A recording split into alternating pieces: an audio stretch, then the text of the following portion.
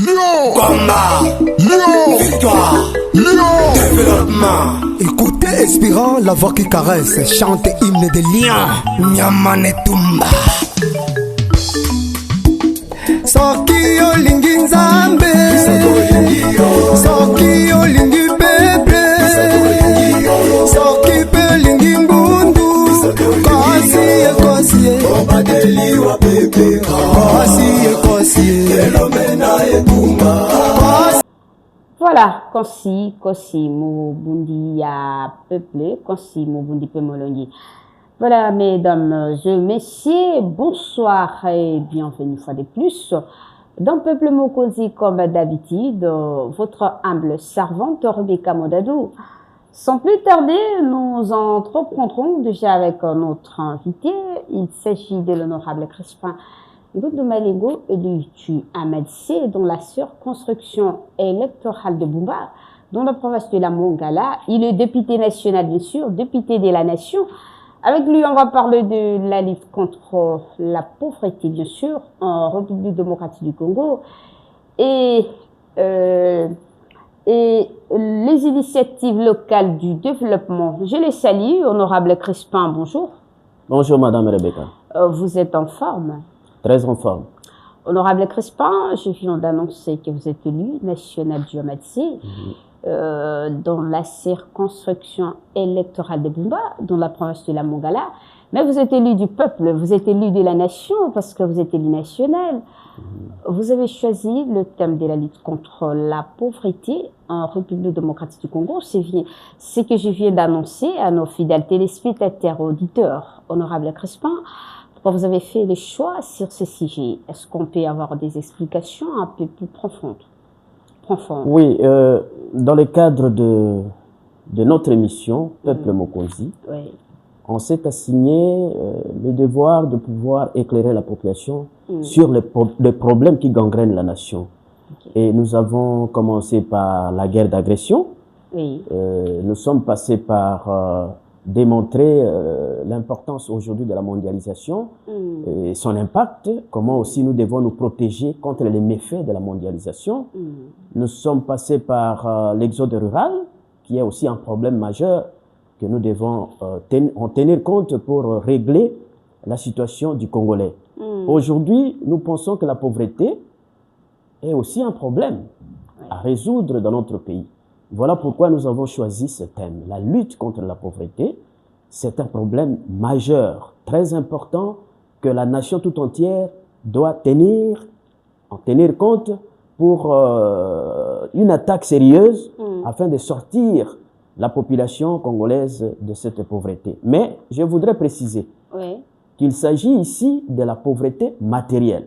Okay. Parce qu'il y a une différence entre la pauvreté matérielle et la pauvreté spirituelle. La pauvreté matérielle est un mal à combattre. Ça, c'est la conséquence, c'est la résultante de la mauvaise gestion, c'est la résultante des guerres, c'est la résultante de l'irresponsabilité, de la tyrannie. Tandis que la pauvreté spirituelle est une vertu à acquérir. La pauvreté spirituelle est recommandée dans la Bible. Ça signifie un effort de dépouillement pour qu'on soit face à ce Dieu qui est tout. Voilà. On reconnaisse qu'on est pauvre devant Dieu pour qu'on soit soutenu par Dieu. Et aujourd'hui, nous parlerons plus de la pauvreté matérielle que de la pauvreté spirituelle. Voilà. Vous avez suivi, on m'a dit, on peut parler de la pauvreté matérielle et non la pauvreté spirituelle. Voilà. Honorable Crispin, parlons de la pauvreté matérielle en République démocratique du Congo. Comment évaluez-vous les niveaux de la pauvreté, bien sûr, matérielle aujourd'hui en RDC, qui est votre pays d'origine? L'évaluation est claire pour tout le monde. Il suffit d'ouvrir les yeux, de regarder tout autour de nous. Vous remarquez qu'il y a des pauvres. Vous remarquez qu'il y a la pauvreté partout. Dans toutes les provinces, dans toutes les villes, partout où nous sommes, dans toutes les maisons, il y a un indice, un indicateur de la pauvreté et du sous-développement. Les indicateurs sont clairs. Il y a la sous-alimentation, il y a la difficulté de soins de santé, il y a une éducation au rabais. Ce sont des indicateurs objectivement vérifiables dans le cadre de la pauvreté ou du sous-développement. Mais je reviens un peu pour circonscrire. Il y a toujours quelque chose qui me vient en tête. Dans notre pays, il y a 3 problèmes majeurs qui font à ce que nous puissions demeurer dans la pauvreté. Mais il y a 2 qu'on peut gérer, mais qu'on ne peut pas résoudre totalement. Mais le dernier, on peut le gérer et le résoudre. Quels sont ces problèmes?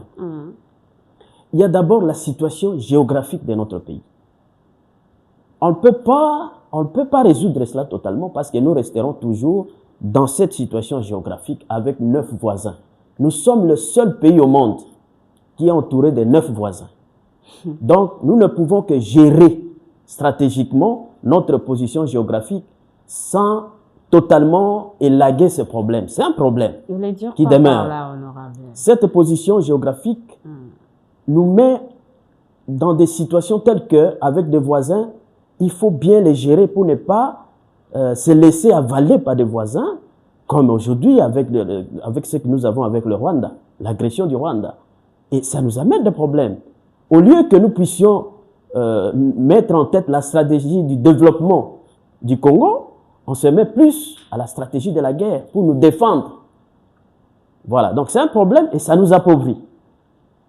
Deuxième problème qu'on ne peut pas élaguer complètement, mais qu'on doit gérer, c'est notre richesse naturelle.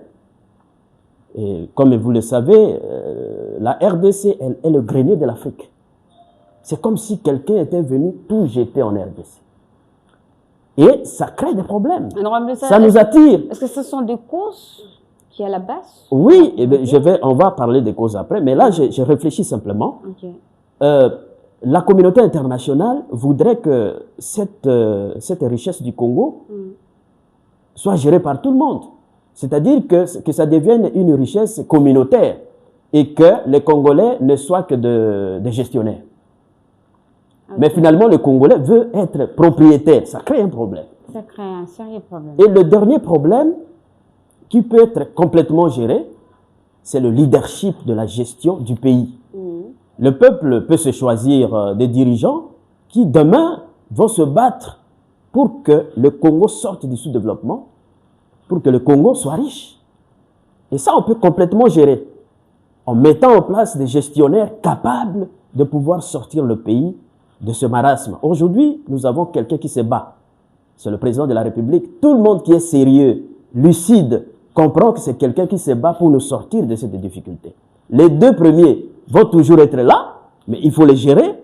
Mais le troisième, le peuple peut mettre des gens capables de pouvoir. Voilà. Donc, la pauvreté est là, mais il y a aussi les opportunités de pouvoir sortir de la pauvreté. C'est ce que j'allais dire. Voilà. On a Crispin. Là, vous avez parlé des problématiques. On parle un peu des causes. Quelles sont les causes principales et persistantes, surtout, qui est à la base de la pauvreté matérielle en RDC? Dans notre pays, il y a une superposition des causes. Hein. Je commence par des causes historiques. Il y a des causes qu'on appelle des causes historiques. Il y a la traite des Noirs. On a pris des gens chez nous et des forces. C'était des jeunes qui avaient la force, qui devraient produire pour la RDC. Ils sont partis. Ça, c'est historique. Et après cela, il y a la colonisation. Les étrangers sont venus, ils ont colonisé, ils ont maté, ils ont pris nos richesses pour ravitailler leur pays d'origine. Ça, c'est l'une des causes de la pauvreté de notre pays, mais historique. Après la colonisation, il y a le néocolonialisme qui continue aujourd'hui, c'est-à-dire les mêmes forces sont en train de tirailler le pays et tout ça. Il y a la guerre. Je viens de le dire. Donc la guerre aussi, c'est l'une des causes de l'appauvrissement de notre pays. Mais il y a des causes de leadership. Parce qu'il y a la guerre, il n'y a pas moyen de faire le mouvement. Il n'y a pas moyen. Toutes ces personnes qui doivent produire ne peuvent plus produire. Voilà. Même la nation, au lieu d'investir dans la production, investit dans la guerre. C'est un peu ça. Donc ça nous fait traîner dans le processus de développement. Et j'allais dire, au-delà de la cause historique, il y a des causes de gouvernance et de leadership. C'est-à-dire que la RDC telle qu'elle a été gouvernée depuis avant l'indépendance, jusqu'à aujourd'hui, même après l'indépendance, tous ceux qui sont passés ont gouverné le pays, mais avec beaucoup de méfaits.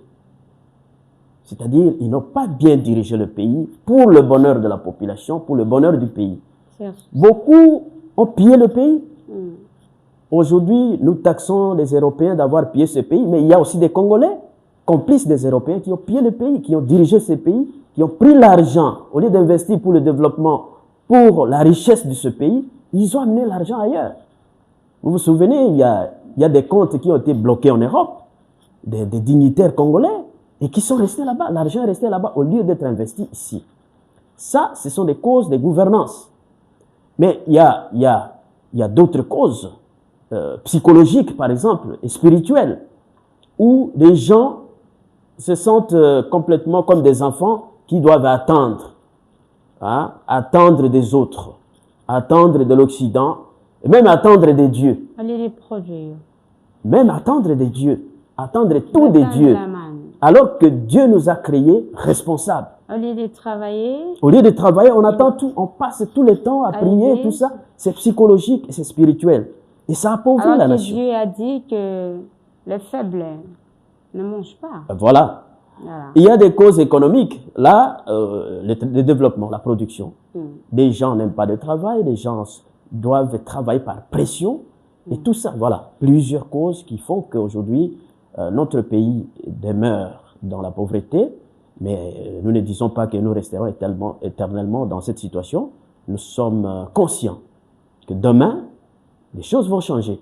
Mais en tenant compte de tous ces aspects que je viens d'énumérer. Nous ne disons pas que nous resterons éternellement pauvres. Ouais. Vous étant élu, vous n'êtes pas élu seulement de la Mongala, vous êtes élu de la nation, vous êtes député national. Quelles actions avez-vous déjà entreprises pour améliorer les conditions de vie des Congolais? Vous me posez la question en tant qu'élu, mais je vais ajouter aussi qu'en tant qu'opérateur de développement, il y a des actions qui ont été menées depuis que j'ai pris conscience qu'il faut se battre pour ce pays. Ça, c'est une conscience de fond pour moi. Et c'est un combat de longue date. En tant qu'élu, je dois rappeler à tous ceux qui nous écoutent que je suis élu depuis 2006. Et je suis porté par cette population, 3 fois élu député national, 2 fois provincial, élu gouverneur de province.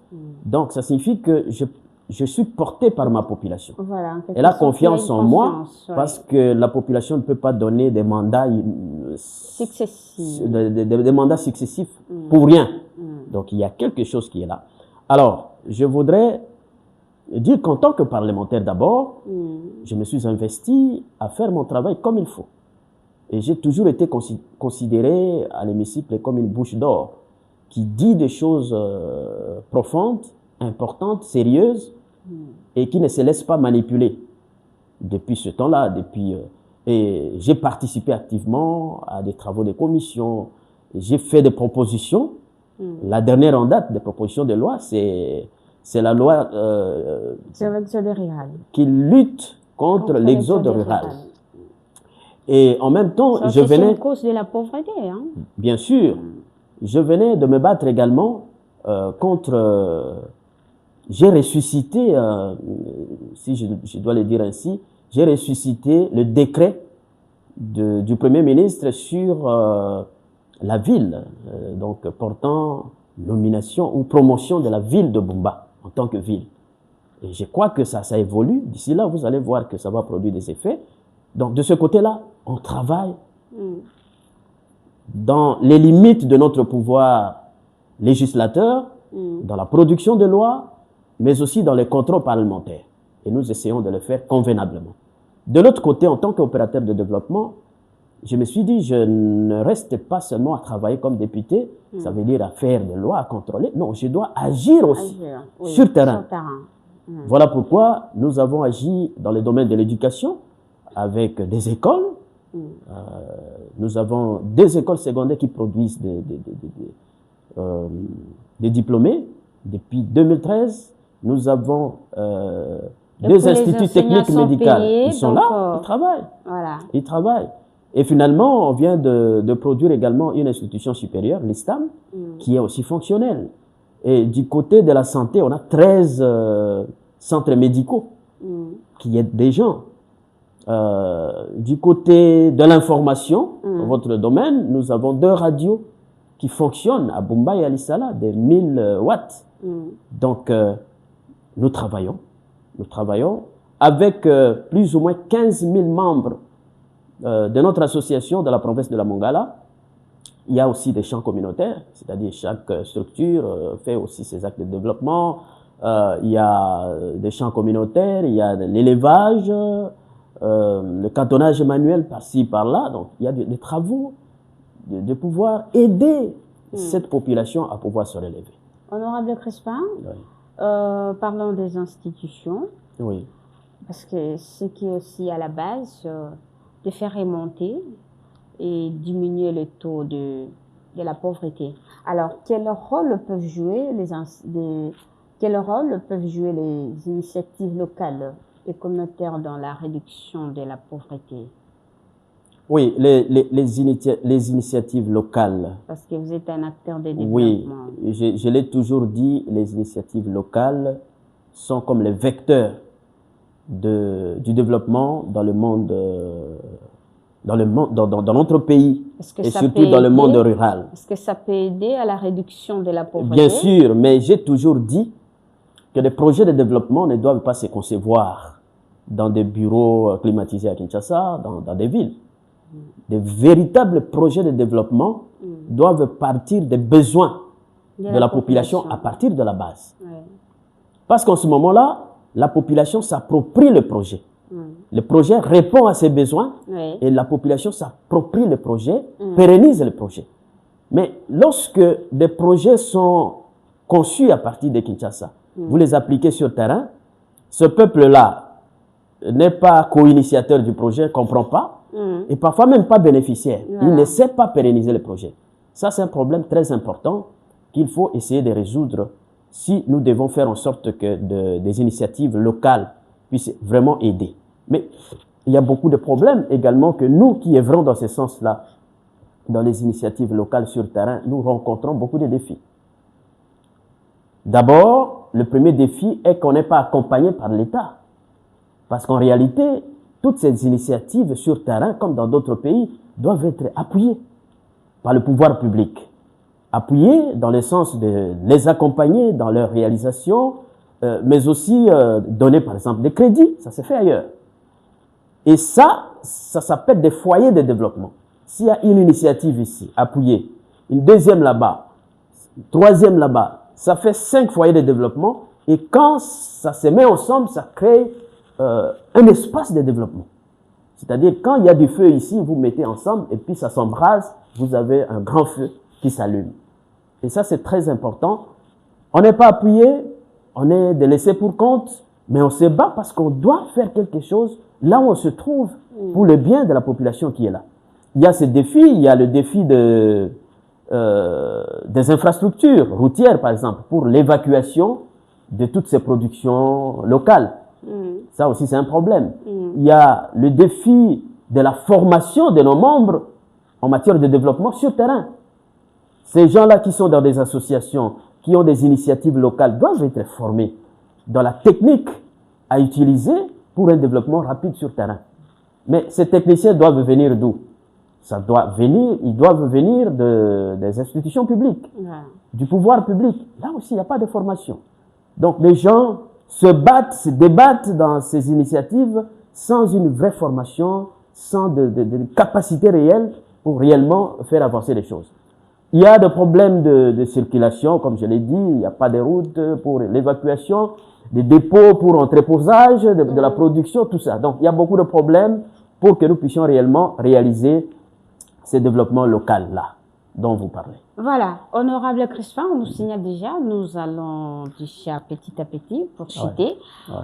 Vous êtes acteur de développement, je le confirme parce que vous avez une grande association, vous êtes le chancelier d'une grande association appelée ACAD, Action Citoyenne des Lions pour le développement. Là, bien sûr, on voit le mot développement.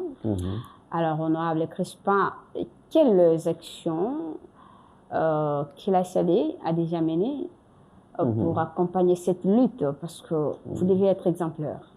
Oui. Je vais d'abord éclairer ceux qui nous suivent de l'historique de la CLD, parce que nous avons une histoire. On n'a pas commencé directement par la CLD. On a commencé par une structure qu'on appelait à l'époque, en 2005, COOD. Coordination d'orientation des œuvres de développement. Nous étions une coordination, on essayait de mettre ensemble toutes les structures de développement, mais on était plus dans les territoires de Bumba, pour qu'ensemble nous puissions voir comment nous battre, comment aussi chercher des financements, comment soutenir toutes ces initiatives locales. Et après cela, nous sommes passés de COOD à Soussoani, parce qu'on a vu qu'il y avait des gens qui dormaient dans cette lutte. Il fallait les réveiller. Soussoani, ça signifie réveillez-vous en Kimbuza. Mais après, on a senti que notre vision ne pouvait plus rester territoriale. Toute la province de la Mongala était dans cette même vision, commençait à accepter notre façon de faire. C'est la raison pour laquelle nous sommes passés de Soussoani à la dynamique des forces vives et agissantes de la Mongala. Là, on était maintenant sur toute la province. Et après, on s'est rendu compte que la vision n'était pas que provinciale. Parce qu'aujourd'hui, nous sommes dans le Sud-Ubangi, nous sommes dans le Bazuélé, nous sommes dans le Congo central, nous sommes à Kinshasa, nous sommes dans le Haut-Katanga. Donc, on est en train de continuer la vision. Et on a dit, bon, il faut également nous adapter dans le sens de changer aussi de notre dénomination. Alors, nous sommes passés de la dynamique qu'on appelait autrefois Gbukulundete Nzube. Et aujourd'hui, nous sommes l'ACLD, Action Citoyenne, les Lions pour le développement. Voilà, ça c'est d'abord l'évolution que nous avons eue par rapport à la conjoncture, par rapport à la vision conjoncturelle.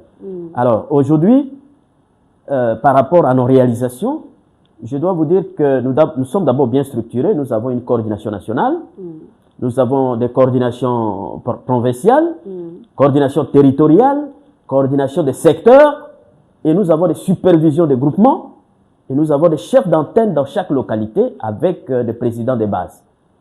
Et à chaque niveau, il y a des réalisations. Comme par exemple à la province de la Mongala, nous nous préparons à des champs communautaires. C'est-à-dire chaque supervision a plus ou moins 10 hectares de champs communautaires.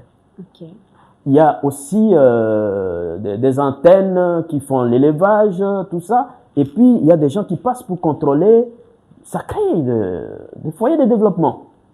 Il y en a qui construisent des maisons modernes, qui se construisent des maisons. Ça change des villages. Et c'est le travail que nous faisons. Ça, c'est au niveau de l'organisation de nos membres.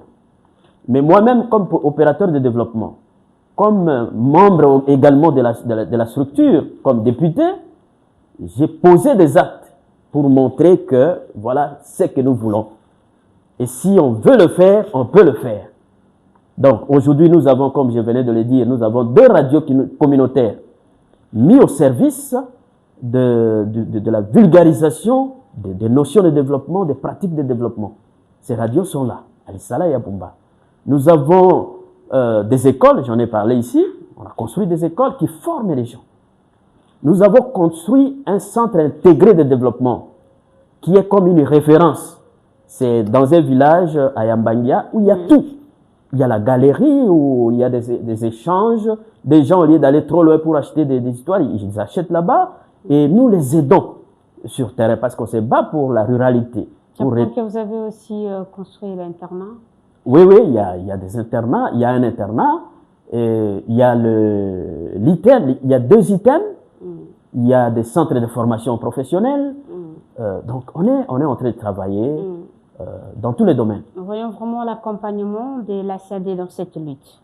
Bien sûr. Voilà. Bien sûr. Honorable Crispin, quelle place, parce que vous êtes de la Mongala, vous pouvez être un député de la nation, mais vous avez toujours l'origine. Donc, vous êtes de la Mongala. Vous êtes élu de la Mongala.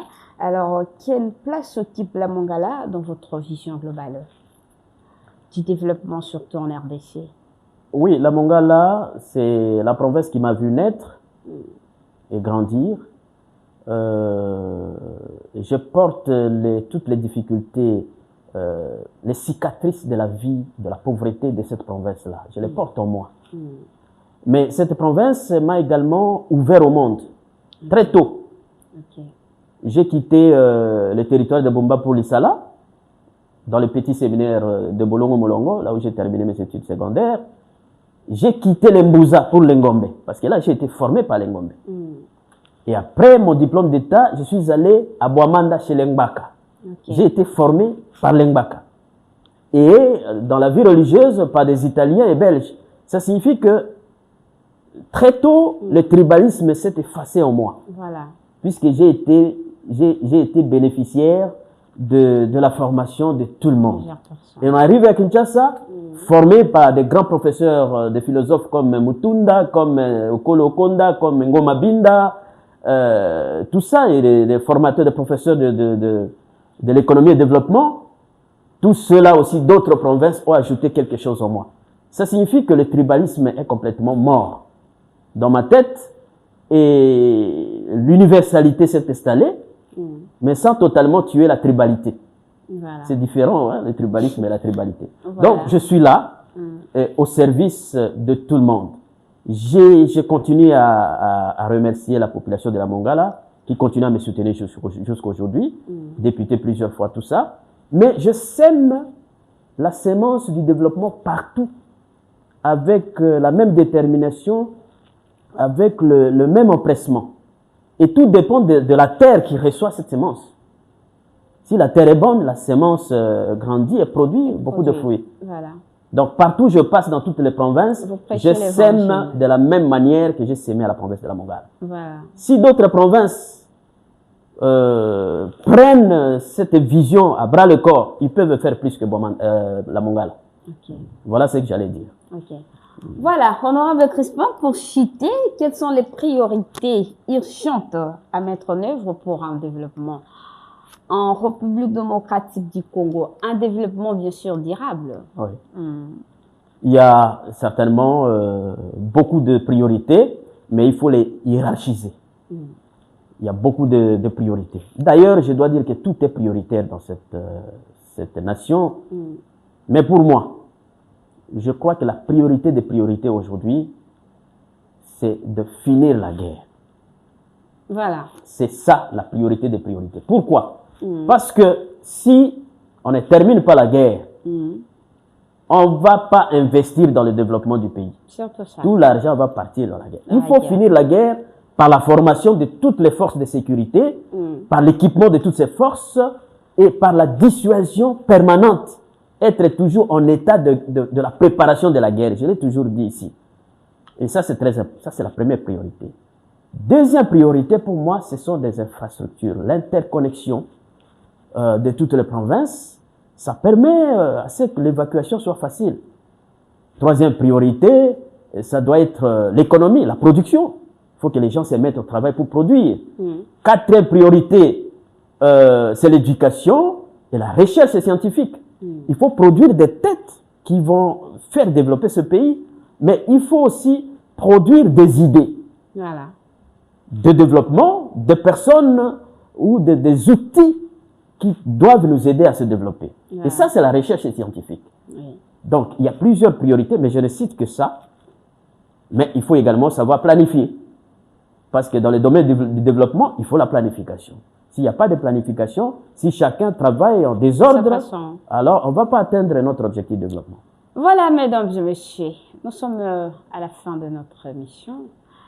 Mais avant de nous séparer, honorable Crispin, les auditeurs et les téléspectateurs vous ont suivi avec attention. Un petit mot de la fin avant de nous séparer ou soit avant de boucler cette émission.